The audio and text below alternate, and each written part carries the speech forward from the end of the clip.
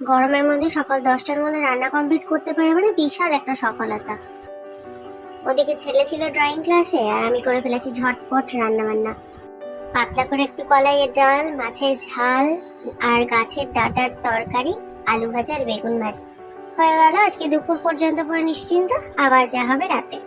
পাজালটা ধরাচ্ছি না, আমার পিকু নিয়ে এসেছে তার নিনজা টেকনিক, চটপট ধরে গেল। 1 কাপ ইমোশন নিয়ে আমি এখন বসবো, তার সঙ্গে 1 বক্স ভালোবাসা। সন্ধ্যের সময় কড়া 1 কাপ দুধ চায়ের সঙ্গে এরকম বিস্কুট খেতে আমার দারুণ লাগে। যত রকমের বিস্কুট আসুক না কেন, এই 1 বক্স আমার জন্য আনতেই হবে।